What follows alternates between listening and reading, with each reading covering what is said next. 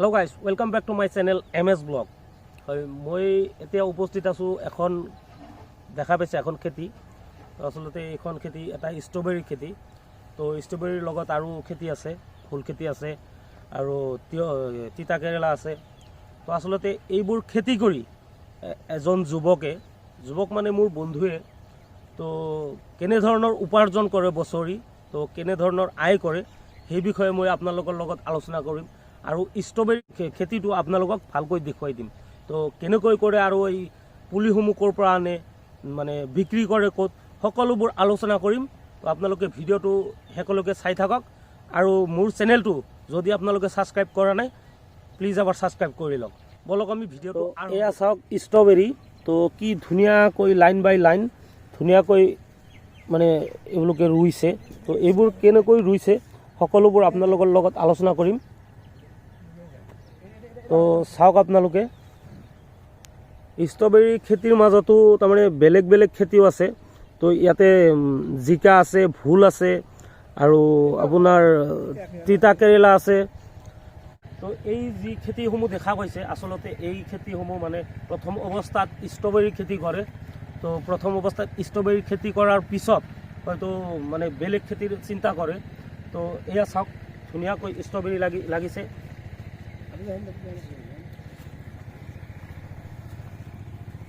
এয়া চাওক ষ্ট্ৰবেৰী, ধুনীয়া ধুনীয়া ষ্ট্ৰবেৰী চাওক। তো এনেকৈ তাৰমানে ষ্ট্ৰবেৰী খেতি কৰি মানে কিমান দূৰ মানে এজন যুৱকে স্বাৱলম্বী হৈছে মই সেই বিষয়েও আপোনালোকৰ লগত অলপ আলোচনা কৰিম। তো প্ৰথম অৱস্থাত মই আপোনালোকক খেতিটো দেখুৱাই দিওঁ।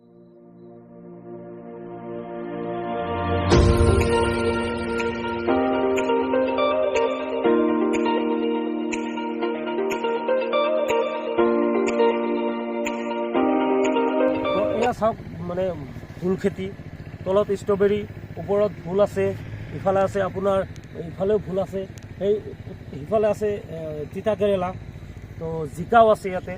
তো ধুনীয়াকৈ ভোল এতিয়ালৈকে মানে উঠোৱা হোৱা নাই, হয়তো উঠোৱা হ'ব, মানে ভোল লাগিছে জাষ্ট। তো তাৰমানে এটা খেতিৰ ওপৰত যে এওঁলোকে 3-4টা খেতি কৰিছে, মই সেইটো চাই মই আচৰিত হৈছোঁ যে এটা খেতিৰ ওপৰত নিৰ্ভৰ কৰি থকা নাই। হয়, এওঁলোকে খেতি কৰিছে ধৰক 2 বিঘা মাটিত, কিন্তু 2 বিঘা মাটিত যে এটা ষ্ট্ৰবেৰীৰ ওপৰতে মানে ভৰসা কৰি থকা নাই, তো বেলেগ খেতিও কৰিছে। তো মানে আপোনালোকে দেখাই পালে ষ্ট্ৰবেৰীৰ বাহিৰেও আৰু 3বিধ খেতি এওঁলোকে কৰিছে। আপোনালোকে চাওক মানে গছৰ কোৱালিটিটোই বেলেগ আচলতে। ধুনীয়াকৈ লাগিছে। ইয়াৰ আগত এটা বৰষুণ হৈছিল, বৰষুণ জাকত মানে এওঁলোকৰ অসুবিধা কৰিছে। বৰষুণ হোৱাৰ ফলত এই যিবিলাক হয়তো মানে বেলেগ ঘাঁহ চাহ হয়তো ষ্ট্ৰবেৰী অলপ মানে পচিও গৈছে। তো এই ঘাঁহ চাহ চাফা কৰি আছে, সিফালে কাম কৰি আছে, কাম চলি আছে। গছৰ কোৱালিটিটো আপোনালোকে চাওক। তো গছৰ কোৱালিটি চাই মানে ভাল লাগিছে। তো গছ সবল হ'লেহে ফল ভাল হ'ব। তো গছবিলাক শক্তিশালী সবল, তো ফলবিলাকো ভাল হৈছে। তো খেতিসমূহ আপোনালোকক অলপ হ'লেও মই দেখুৱালোঁ। তো আচলতে এই খেতিসমূহ কেনেকৈ কৰে, কি ধৰণে কৰে, মালিক মোৰ লগত আছে। তো তেওঁলোকত মানে আলোচনা কৰিম, তেওঁলোকৰ মানে কিমান খৰচ, তো কিমান আয়, সকলো ধৰণৰ আলোচনা কৰিম। তো তেওঁৰ লগত অলপ আলোচনা কৰিম। এও আচলতে মোৰ বন্ধু, পিছত মানে এই খেতিৰ মালিক। তো এই খেতিটো এওঁৱে কৰিছে। তো এওঁৰ নাম এওঁৰ মুখৰ পৰাই জানক আপোনালোকে। তো খেতিটো কেনেকৈ কৰে, হয়তো কেনেধৰণৰ মানে লাভৱান হ'ব পাৰি, উঠি অহা যুৱ প্ৰজন্মক কি ক'ব, এওঁক কি মেছেজ দিব, সকলো আলোচনা কৰিম। তো আপোনাৰ নামটো জনাই দিব এবাৰ। মোৰ নাম ৰফিকুল ইছলাম দেৱান, মোৰ ভিলেজ খান্দাৰপুৰ হয়, ডিষ্ট্ৰিক্ট বৰপেটা, আসাম। হয়, এইবাৰ আপুনি কিমান বিঘা খেতি কৰিছিলে? মই আচলতে ষ্ট্ৰবেৰী ৰুইছোঁ 2 বিঘা, আৰু বেলেগ খেতি আছে, বেলেগ নৰসিংহ আছে 2 বিঘা, তিয়ঁহ আছে 4 বিঘা, আৰু বিহাৰ আছে। হয়, এই নহৰু মানে কি ষ্ট্ৰবেৰী, ভোল আৰু এই তিতা কেৰেলাৰ বাহিৰেও আপুনি এই নহৰু আৰু বেলেগ খেতি তিয়ঁহ খেতি কৰিছে আপুনি? আছে 4 বিঘা কৰিছোঁ। হয়, তাৰমানে কমপ্লিট খেতিৰ ওপৰতে নিৰ্ভৰ কৰে। মানে খেতিত মানে হয়তো কোনো চাকৰি বাকৰি নহয় যদিও মানুহ তাৰমানে হতাশ হ'ব নালাগে। আচলতে খেতি বাতি কৰি যে উপাৰ্জন কৰি ভালকৈ চলিব পাৰি তাৰে এটা মানে নিদৰ্শন এও।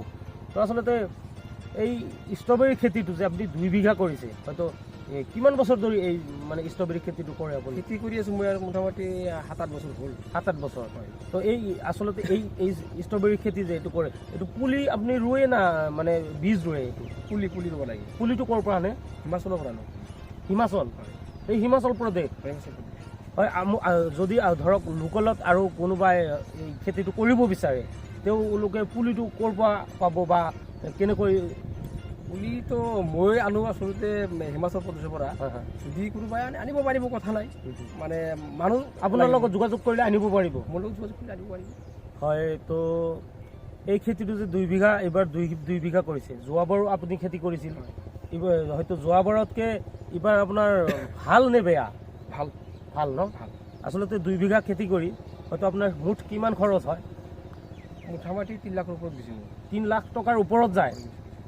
তো 3 লাখ টকাৰ আপুনি মূলধন গ'লে তো আপোনাৰ 2 বিঘাত কিমান আপোনাৰ লাভৱান হ'ব আপুনি?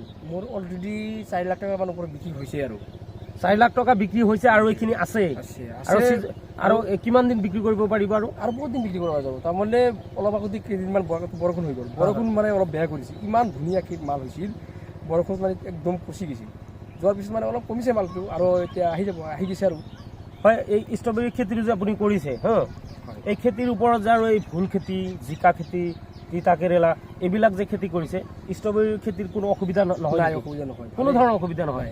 হয়, আপোনালোকে শুনা পালে। আচলতে ষ্ট্ৰবেৰী খেতি কৰাৰ উপৰিও সেই খেতিতে আপোনালোকে একেলগে মানে বেলেগ বেলেগ খেতিও আপোনালোকে কৰিব পাৰিব। আচলতে এই ছিজনত আপোনাৰ 4 লাখ টকা অলৰেডি বেচাখিনি শেষ হৈছে। তো আৰুতো মই যিখিনি খেতি আপোনাৰ মানে দেখা পাইছোঁ, সেইখিনি খেতিতো আপোনালোকে বহুত ষ্ট্ৰবেৰী এতিয়ালৈকে উঠাব আছে আৰু হয়তো আহিও আছে। মানে কিমান দূৰ লাভৱান হ'ব এইবাৰ আপুনি ভাবিছে? আপোনাৰ আইডিয়া এটা? এইবাৰ আচলতে কি, মই এটা আইডিয়া দিছিলোঁ, মোটামুটি 12 লাখ টকামান বিক্ৰী হ'ব টোটেল মানে কি বেছি হ'ব মানে বৰষুণত অলপ বেয়া কৰিছে। এতিয়া মানে 4 লাখ টকামান টকা বিক্ৰী হৈছে, আৰু সময় আগত আছে। মোটামুটি আৰু 1 মাহমান বিক্ৰী কৰিব পৰা যাব। আৰু 1 মাহ বিক্ৰী কৰিব পৰা যাব? যদি 1 মাহমান বিক্ৰী কৰিব যাব, মোটামুটি আৰু 4-5 লাখ টকা বিক্ৰী কৰা যাব। হয়। আচলতে শুনাবলৈ এটাই অনলি ষ্ট্ৰবেৰী খেতিৰ কথাই কৈছে। তো ভোল খেতি, জিকা খেতি এইবিলাক বেলেগ। তো ষ্ট্ৰবেৰী খেতিৰ পৰা আপোনাৰ 3 লাখ টকা গৈছে এই ছিজনত এওঁৰ। তো মোটামুটি 8-9 লাখ টকা বিক্ৰী কৰিব 2 বিঘা খেতিৰ পৰা। তো মোটামুটি 5-6 লাখ টকা লাভ হ'ব। আৰু এই ভোল খেতি, জিকা খেতিটো এইটোতো বেলেগেই। তো আচলতে আপোনালোকে এই ষ্ট্ৰবেৰী খেতিটো কৰিব পাৰে। তো যদি আপোনালোকে এই ষ্ট্ৰবেৰী খেতিটো কৰে, এই মোৰ বন্ধু ৰফিকুল টাৱানৰ লগত আপোনালোকে যোগাযোগ কৰিব পাৰে। আৰু যদি যোগাযোগ নকৰে, আপোনালোকে নিজেও কৰিব পাৰে। তো আচলতে আপুনি যুৱ সমাজক, হয়তো যিবিলাক শিক্ষিত ল'ৰা ছোৱালী ঘৰত বহি থাকে, তেওঁলোকলৈ আপুনি কি মেছেজ দিব? আচলতে চাকৰি পিছে ঘূৰি লাভ নাই। চাকৰি পিছে ময়ো ঘূৰিছোঁ, নুঘূৰা নহয়। চাকৰি নহয়, আমাৰ আজিকালি কিমান মানুহ চাকৰি হয়। চাকৰি পিছে নুঘূৰি খেতি আছে, ভাল খেতি আছে। খালি ষ্ট্ৰবেৰী নহয়, নৰহু আছে, তিয়া খেতি আছে। তিয়া খেতিত বহুত উঠি যায়, যদি ভালকৈ হৈ যায় 2 লাখ উঠি যায়। ষ্ট্ৰবেৰী খেতিটো কথাই নাই। আৰু বেলেগ খেতি আছে। তো আমাৰ নিচিনা বেকাৰ ল'ৰা বহি থাকি লাভ নাই। আহক, ধুনীয়াকৈ খেতি কৰক। খেতি কৰি স্বাৱলম্বী হ'ব পাৰিব। আৰু মই আশা কৰোঁ মোৰ লগতে মই যেনেকৈ হ'ব পাৰিছোঁ, মোৰ লগতে আৰু বেলেগ আছে, বেকাৰ ল'ৰা ছোৱালী আছে। হওক, মোৰ ভাল লাগিব। এইখিনিয়ে মোৰ কথা। তো বন্ধুবোৰ, ৰফিকুল টাৱানক মই ধন্যবাদ জ্ঞাপন কৰিছোঁ। তো আৰু আগন্তুক দিনক আৰু আগুৱাই যাওক খেতি বাতি কৰি। তো ভৱিষ্যত আৰু ভাল হওক তাৰে কামনা কৰিছোঁ। তো আপোনালোকে ভিডিঅ'টো শ্বেয়াৰ কৰিব, লাইক কৰিব, কমেণ্ট কৰিব।